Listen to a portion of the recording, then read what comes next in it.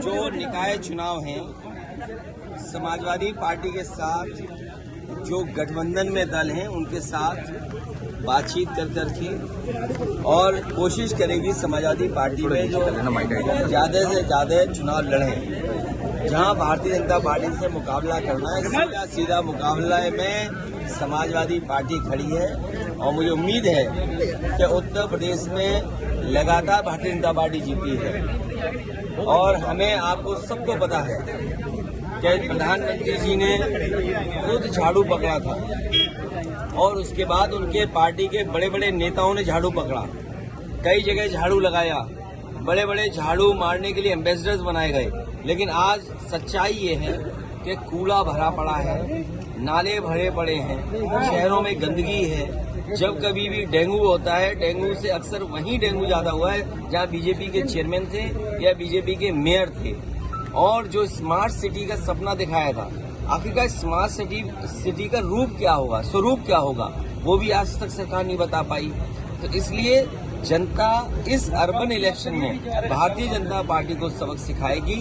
और हम तो ये कहेंगे कि महंगाई चरम सीमा पर है, बेरोजगारी चरम सीमा पर है, और जो महंगाई हुई है वो भारतीय जनता पार्टी की देन है। हम ये कानूनी कार्रवाई क्या हो रही है, लेकिन आप लोग भी समझदार पत्रकार हैं और मैं जानता हूं कि किस चैनल से ये सवाल पूछा जा रहा है। कई चैनलों का एजेंडा ये है कि वो कुछ मुद्दों पर इसी तरीके से बहस करते रहें। भारतीय जनता पार्टी ये नहीं बताना चाहती कि 1 अप्रैल से दवाइयां महंगी हो गई, इलाज महंगा हो गया, लोगों को इलाज नहीं मिल रहा, दवाइयां अस्पताल में नहीं है। ये सवाल बड़ा नहीं है। और जब से महंगाई बढ़ी और खासकर जो दवाई बढ़ी है, महंगाई हुई है, उसका कारण बीजेपी है। जब से बीजेपी की सरकार आई है, कैंसर ज्यादा हो गया, हार्ट अटैक ज्यादा हो गया, लोगों को डायबिटीज ज्यादा हो गई।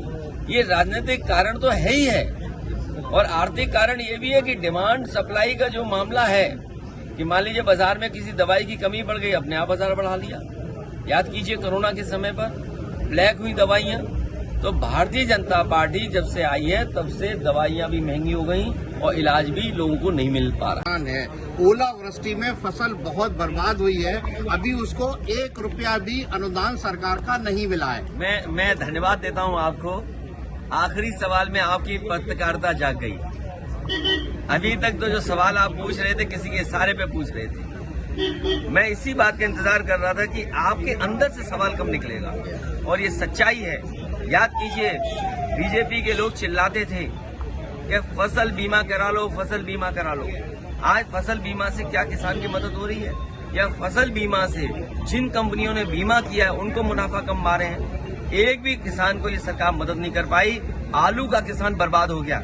याद कीजिए सदन में मैंने खड़े होकर के कहा कि आलू की लागत की कीमत भी किसान को नहीं मिल रही। और अगर वो कोल्ड स्टोर रखने भी जा रहा, लाइन लंबी लंबी लगी है, लेकिन किसान को मदद नहीं मिल पाई। उसका क्या परिणाम हुआ? कहा कि हम आलू खरीदेंगे। आप बताओ, सबसे अच्छी बेल्ट है आलू की यही फिरोजाबाद, यही शिकाबाद, यही टूंडला, और आगे आप चले जाए फतेहाबाद से लेकर के खंदौली और उस इलाके में, आगरा के इलाके में। बताओ, एक आलू सरकार ने खरीदा हो तो बता दो आप। सरकार इसलिए मैं कह रहा हूँ, ये सरकार किसानों की दुश्मन है, नौजवानों को बेरोजगार बना रही है, महंगाई बढ़ा रही है। और जब से भारतीय जनता पार्टी आई है तब से डायबिटीज, हार्ट अटैक और तमाम बीमारियां बढ़ गई हैं।